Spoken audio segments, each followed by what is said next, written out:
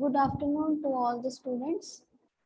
Today we start our next lecture of manures, fertilizer and soil fertility management, and the topic is methods of preparation of bulky and concentrated organic manure.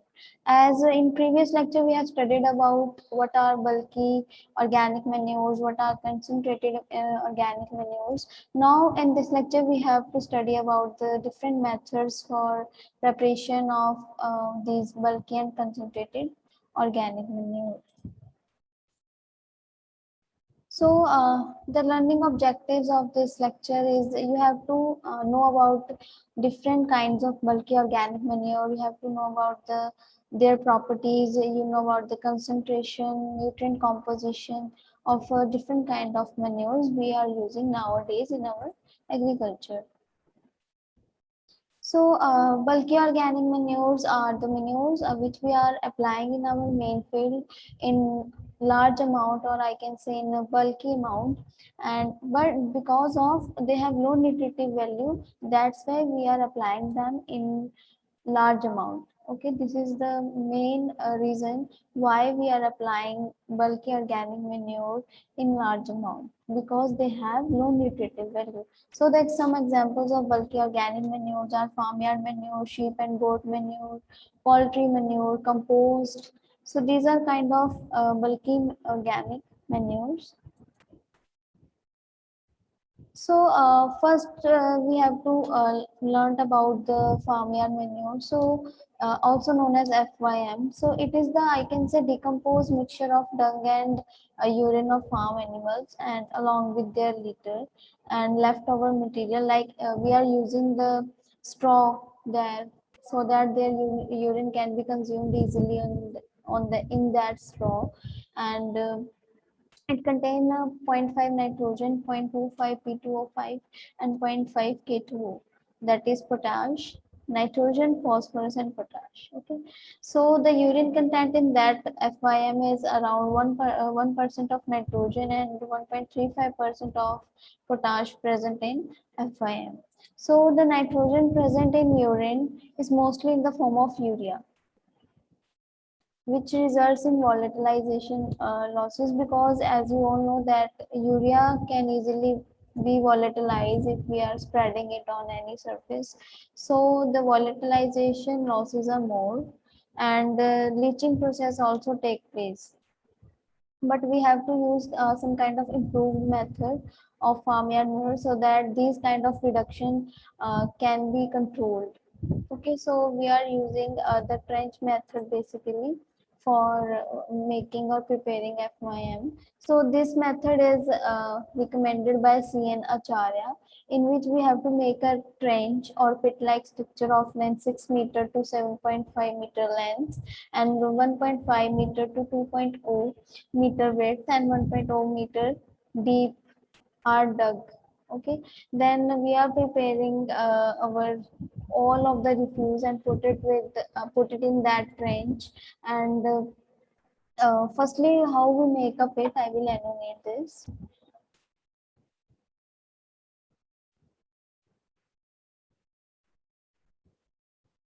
So what we have to do is we are making a trench like this, which have 6.5 meter length, means this thing. Okay, and the breadth is around 1.5 meters. So what we have to do is, after making this kind of trench, what we have to do, we have to take some cow dung and denoted it with C. Cow dung plus soil. We make a mixture of that. Okay, then we have to coat our trench, so that our dung cannot be or urine cannot be go into that trench. Okay, कि वो soil के अंदर ना चला जाए, इसलिए हम इसको ऐसे लेप देते हैं. ठीक है, we are making a coating here, and after that we have to put our all cow dung waste or urine waste or all the refusal material into it. Okay,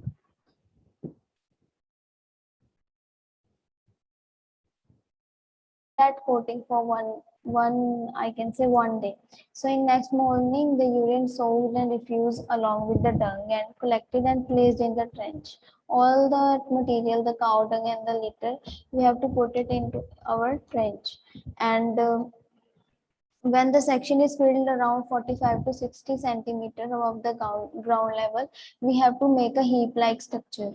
Okay, and coated it with cow dung earth slurry, in which we are using water, cow dung and soil. Okay, so this process is continued, and when first trench is filled, then we have to make second trench. Similar process is taken out, and the manure become ready for in use near about 4 to 5 months after plastering it. And if urine is not collected in the bedding, it can be collected along with washing of the cattle shed. Okay, if we're not collecting urine, so when we wash our watershed, the shed in which we are placing our cattle, we have to clean it. So we have collected that urine in that water. Okay. So the chemically preservative can also be reduced so that we reduce the losses and reach the farmyard manure. So the chemicals generally we are using is gypsum, that is calcium sulfate 0.7 water, and rock phosphate is also we are using in it so as to reduce the volatilization and leaching process, because the urea contain the urine of the cattle contain urea. So for that we have to use these kind of chemicals. Next is sheep and goat manure. So the sheep and goat manures contain higher nutrient than F1,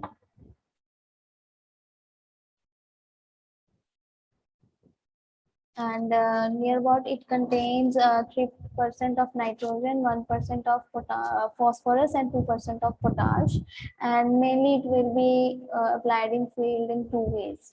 Okay, the sweeping of जो भी उसकी sweeping होगी, I can say all the dung of the sheep or goat, ठीक है, और ये हम उसको collect करके field में सीधा हम वहाँ पे डाल सकते हैं. सेकंड है the method is sheep penning, where we have to जहाँ पे हम शीप और गोट को ओवरनाइट अपने फील्ड में छोड़ देते हैं. ठीक है, so that all the fecal matter and all the urine of sheep and goat get into that incorporated into our field. ठीक है, by running a blade harrow और we can use a cultivator. Okay, I will show you the image. So this is the farmyard manure, and on one side that this is a sheep and goat manure. Okay. Next, the poultry manure. The poultry manure is I can say prepared from the poultry animals, that is our hens and chicken, uh, and then coke, and the excreta of birds ferment very quickly. They are the fermentation takes very fast in poultry manure, and अगर हम उसको openly छोड़ देते हैं तो उसमें से 50% जो नाइट्रोजन है वो इजीली रिलीज हो जाती है with in 30 days. And the nutrient content of poultry manure is around 3.0% of nitrogen, 2.63% of phosphorus and 1.4% of potash. So this is the, and there is no particular method for preparing poultry manure. All the manures are prepared very simply. There is no any difficulty level to prepare these kind of manures. We can use different kind of method like heap method, trench method. So by this we are preparing poultry manure. Then the compost. So compost is the rotted organic matter made from waste. Like if we have sugar trash, we have straw. Okay, if we have weeds, we other plants. So that compost is known as farm compost. If we are using farm waste. Okay, like sugar cane, paddy straw, and the average nutrient content of these kind of farm compost is 0.5 nitrogen, 0.15 phosphorus and 0.5 K2O, that is potash. So it can be the value of the nutritive value of farm compost can easily be increased by application of super phosphate or rock phosphate at 10 to 15 kg per ton of raw material, and should be applied at initial stage of the filling the compost pit. And the compost made from town, like we are using street sweeping, dustbin refuse, that is town compost. And that can be contain 1.4% of nitrogen, 1% of phosphorus, and 1.4% of potash. So what we have to do in this, by preparing a farm compost, again we are making trenches and of different length and size based upon your total area ना, जितना बड़ा area होगा उसके हिसाब से आप अपनी trenches बना सकते हो 5, 3, 7 and वही यही farm waste जो है हमें trenches में layer by layer spread करना होता है. And we have to do a sprinkling of cow dung slurry and water with it. And the trenches should be filled up to a height of 0.5 meter above the ground level. And this compost is ready within 5 to 6 months, similarly as farmyard manure. So these are the types of compost. If there are different type of compost, but you are seeing only two. One is the vermicompost and second is the kitchen compost, in which we are using the peels of potato, onion, everything we are using in our kitchen as a vegetable or any other eatables. And on one side we are using the vermicompost. So vermicompost is prepared from earthworms. Okay. So earthworm we are using for preparing our vermicompost is Icenia fetida. So the enrichment of compost using low post nitrogen fixing and phosphate solubilizing microbes. We are using for the enrichment of the compost, we are using nitrogen fixers and phosphate solubilizer microbes, so that our, I can say, the product value is increased, but our cost value can become lower. Okay. We have to use different type of biofertilizer. Have to do I conducted an experiment showing that we are inoculated our compost with azotobacter and azospirillum and phosphatic solubilizing culture in the presence of 1% rock phosphate. What we have to use, we are using 1% of rock phosphate plus azotobacter, and so that we obtain a good quality of compost rich in nitrogen. And the humus content was quite higher in the compost due to the microbial inoculants.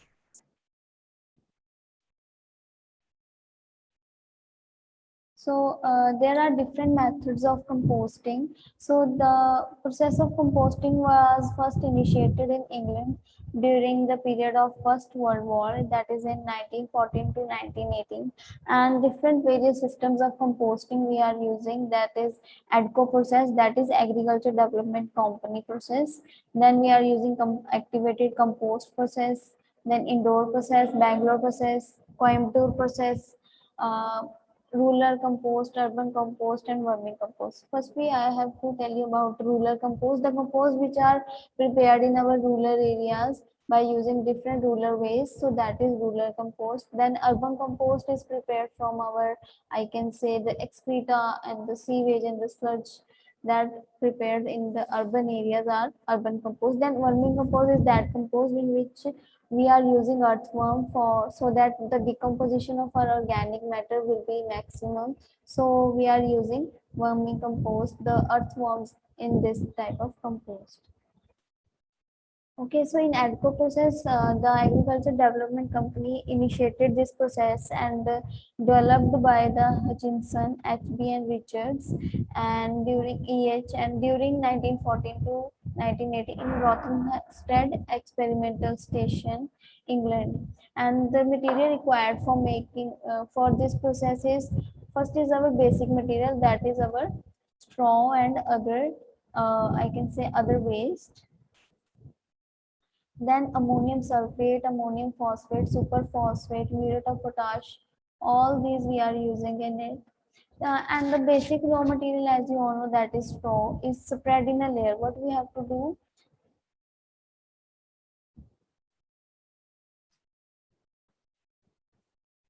Suppose this is our pit, okay?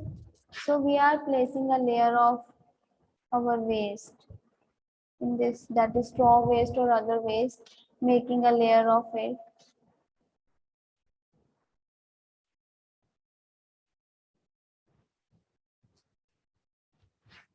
Then what we have to do, we are sprinkling a layer of ammonium sulfate through a sprinkler. What we are doing, we are spraying ammonium sulfate. You can use muriate of potash, you can use, or single super phosphate you can also use.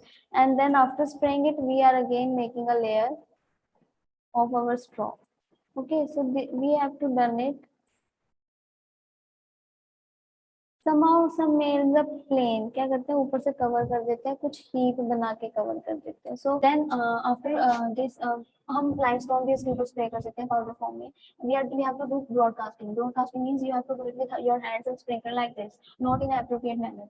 Then again we are putting the another layer of straw layer. Okay. Then after 3 months of fermentation, we are getting our farmyard manure, and that manure is also known as synthetic farmyard manure. Here it is. Okay, synthetic farmyard manure. And nowadays the ADCO process was patented, and we are using concentrated starters, so that they have a trade names of ADCO accelerator and ADCO complete manure. Okay. Then activated compost process. This method was developed by Fowler and Rage, okay, at Indian Institute, Bangalore.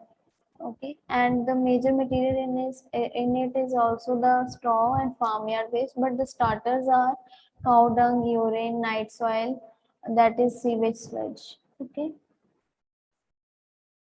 So the raw material that is our straw and farm waste is treated with a mixture of cattle dung and urine. And fermentation is also take place in this kind of activated compost process. And on peeling up in a heap means उसको heap बना देते हैं हम 3 to 4 feet high, and turning over. उसके बाद क्या करते हैं हम उनको turn over करते हैं. We are doing turning over process. And one thing more we have to take in this, that the dung and the urine should be moist.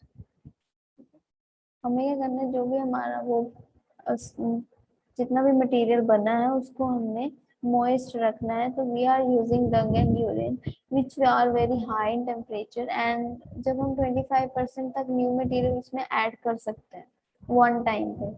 And then starters हम again use करेंगे, that is our cow dung, night soil. And if अगर ये process properly हम use करते हैं, so the compost will be ready in 5 to 6 weeks. Okay, then another method is Coimbatore method, or in this method we are using pits. Okay, so we are making different size of the pits, and depending upon the waste material we have. Okay, कितना हमारे पास waste material है उसके base पे हम pits बनाते हैं. And a layer of waste material is first laid in the pit. Then it is moistened with the suspension of 5 to 10 kg cow dung and 2.5 to 5 liter of water and 0.5 to 1 kg of fine bone meal. So the bone meal is prepared. You all know that bone meal is prepared from the animal's bones. Okay. So we have also sprayed on that pit, and similar layers are laid one over the other till the material rises 0.5 meter above the ground level. Then after that we are covering it with the wet mud and undisturbed for 8 to 10 weeks. Then that plaster is removed and material is moistened with water. Then what we have to do is we have to take it in our main field and incorporate our compost there. Then indoor method of composting. In this method, what we have to do is the organic waste are spread in cattle shed. What we have to do, all the organic waste we have to spread it on our cattle shed as a bedding. And the urine soaked material along with dung, and it is removed every day, and we are making a layer. हम क्या करते हैं, we are making a pit and putting that all stuff into a one side. And layering process also take place after 15 days, means you have to make one layer more or after 15 days, because when decomposition start, the whole of the waste material get, I can say, uh, less in amount. If we have 10 kg, then that is directly I can say reduces to 7 kg, because the all the stuff get easily decomposed. Okay. And that heap which we are making it, undisturbed for a month, and after that it is ready to use. Means it will be ready in, I can say, 2 to 3 months. Then Bangalore method. In this also we are using the dry waste material of 25 centimeter thickness in a pit. Okay. Then we are sprinkling cow dung with water. For पानी होगा तभी decomposition अच्छे से होगी, that वो उतनी ही solubilized form में होगा. Then what we have to do is we have to uh, remain that compost exposed till 15 days without any coverage. We have don't want to cover any kind of this pit. ठीक है, हमें कोई भी पिट को uncover नहीं करना है 15 दिन तक. And वो एक बार टर्निंग देके what we have to do is plastered it with mud and left undisturbed for 5 months or till required. So this is all about the Bangalore method. And one thing more, that Coimbatore method is anaerobic decomposition and aerobic fermentation. Anaerobic means there is the absence of air.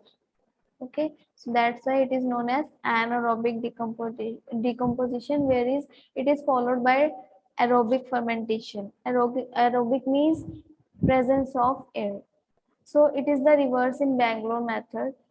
Means in Bangalore method there is aerobic decomposition because we are remaining it exposed without covering for 15 days. So that is aerobic decomposition. And when it is covered, that is anaerobic fermentation. So hope this point is clear to all of you. Then it is concentrated organic manure, that you all know that these kind of manures are organic in nature and contain higher percentage of major plant nutrients like nitrogen, phosphorus, and potash as compared to bulky organic manure. And these manures are prepared from the raw materials of animals and plant origin. The example came under these kind of organic manures are oil cakes, blood meal, fish manure, meat meal, and wool waste. Okay.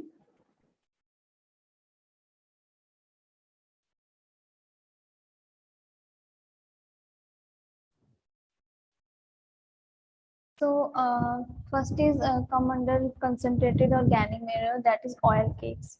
That the oil cakes are the residue left after we are extract our oil from the oil bearing seeds. Means if we have mustard seeds, that from that we are extracting oil, and the residue after, or I can say the byproduct left over, that is oil cake. So it contains various quantity of oil, but we are treating this oil cake as a manure also. So what are the processes manufactured? Means if we are using country honey, that is 10 to 15%. If we are using a hydraulic press, then we are obtaining 8 to 10% of oil. And if we are using expeller, we are the oil percentage is 5 to 8%. And if we are using solvent, then the oil percentage is 1 to 2%. Okay, so this is the image of oil cakes. So the oil cakes are of two types. One is edible oil cake and second is non-edible oil cake. The main difference between them, the edible oil cake, we are using it for cattle, not for manure purpose. But the non-edible cakes, oil cakes like neem oil cake, we are using it for manure.